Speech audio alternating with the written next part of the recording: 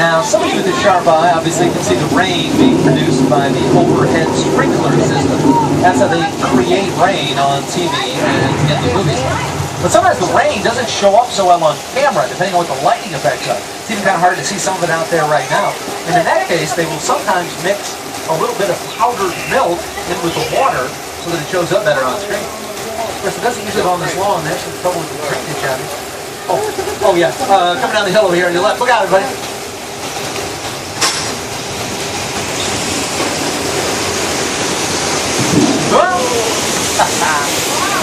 Oh, where's Lady Gaga when you get it?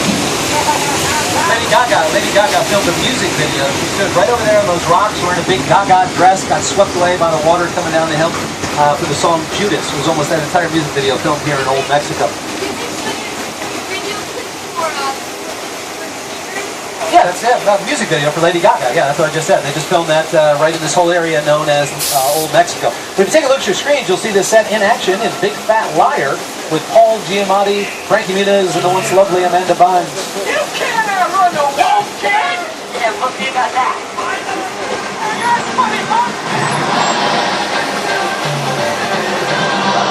Oh, he wished he was on the trolley that way. Now, of course, all that water does get recycled after it leaves there. You send it back up to the park. They use it to make all the hot dogs with over the park. Very ecologically friendly, but this area, a lot known as Old Mexico, been seen in things like Hop with Russell Brand and James Marsden, seen in that music video that I mentioned from Lady Gaga. It was used as a location supposedly in Peru, in Indiana Jones and the Kingdom of the Crystal Skull, directed by Steven Spielberg. No, I don't believe that film she's down here, but it's been used as Mexico in Three Amigos, directed by John Landis with Steve Martin. It's been seen on TV shows like House, Without a Trace, film scenes there, Balls of Fury with Christopher Walken, the Jack Black comedy Nacho Libre, all film scenes right there in Old Mexico. This area, though, is known as 6 Points, Texas, and it's so called because at one time there were 6 separate streets here, each one that had its own bank, sheriff's office, saloon, and hotel, pretty much everything that you needed to make a silent movie western. In the first year of operation alone on this location, Universal made over 200 silent film westerns in the surrounding area. A lot of those early westerns were pretty short, maybe just 20 or 30 minutes long, but still a lot of production took place right in 6 Points, Texas. 6 Points, Texas, seen most recently in a movie from Disney called Saving Mr. Banks, about the making of the movie Mary Poppins with Tom Hanks and Emma Thompson. They used 6 Points, Texas as the late 1800s Australian outback filmed right there. Actually, Michael,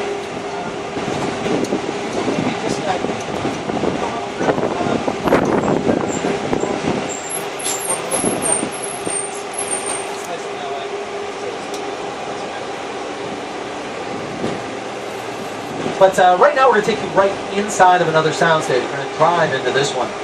You'll see it on screen in this clip from the Fox show Bones. Look, they're sweet.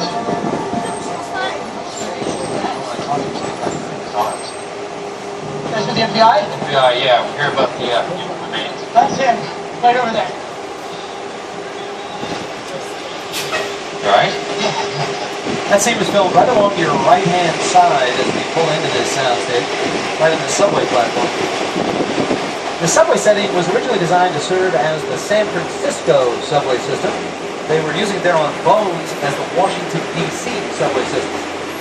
But what makes this soundstage really unique is you go up the stairs and over there on your left, if you go up those stairs, you walk out on what is really a completely different set. The whole upper level here, it looks like kind of a Chinatown scene up there. A dual-level, two-layer soundstage. Now this is kind of unusual because what they usually do in a situation like that is, okay, hang on, you're getting a little turn. This is California, it's really nothing good. I'll get you going. Whoa! Okay, hang on now. Whoa!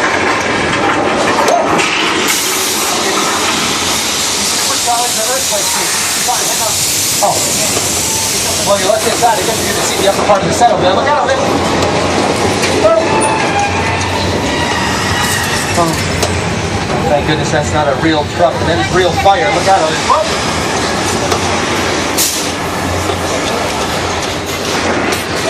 Hang on, everybody. Oh. I knew I should have worn my sports bra today. Hang on, everybody.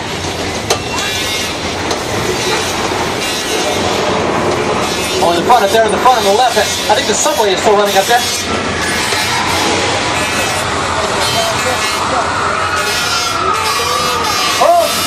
Oh, I bet you didn't even know LA had a subway.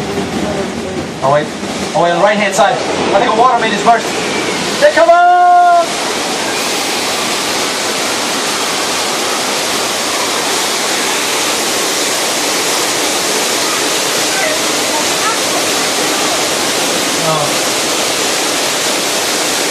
Get this out of here. Get this out of here, Michael.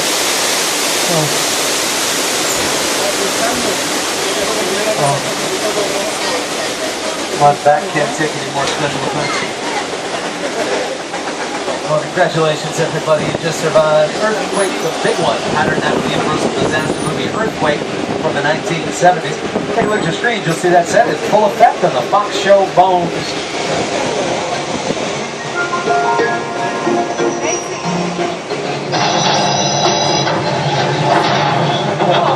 What's going on?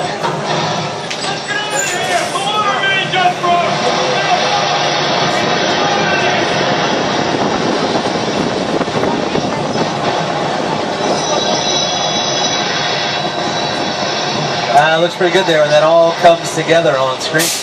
What you saw in that clip is actually a combination of the mechanical effects from inside of Earthquake with the added enhancement of digital effects. A lot of filmmakers have discovered they use those two things in combination. Each one makes the other one look more realistic. Now, in the early days of the studio, they used to have almost a whole zoo of animals that kept right here on the back lot. Lions, monkeys, 10 elephants lived on this property at one time. Well, the zoo is long gone, but there is still one member of the wild kingdom that makes its home right here on the back lot. It's Bruce, the killer shark from Jaws. Now, I know what you're saying. You say you saw Jaws and the shark dies at the end. Well, we would never harm an animal in making a movie. That's Bruce right there. Oh, that's George, the diver there. Hey, George. George, the diver you see over there, he is Bruce's handler, his trainer, basically. They're old friends. They work together on all the Jaws movies. Looks like George is giving Bruce his lunch. What? Oh no. No, Michael. No, that's too much blood.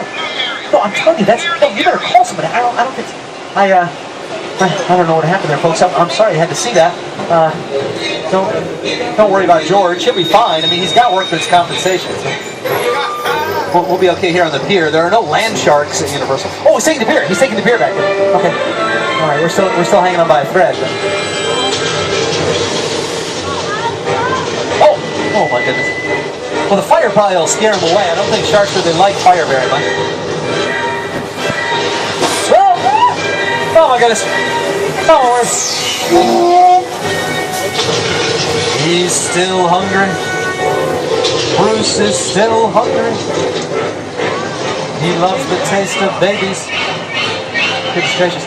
Well, Bruce, the mechanical shark from Jaws, was nicknamed Bruce by director Steven Spielberg after his lawyer. Steven Spielberg's lawyer at the time, also named Bruce Raymer. I believe he is still a practicing attorney in LA. Draw whatever conclusions will there. He was working fine today, but that was definitely not always the case when Steven Spielberg was making Jaws. Not so much from the line shark. The shark was frustrated. It didn't really work hardly at all. Wherever you were on the island, you hear the radio. They were always saying, the shark is not working. The shark is not working.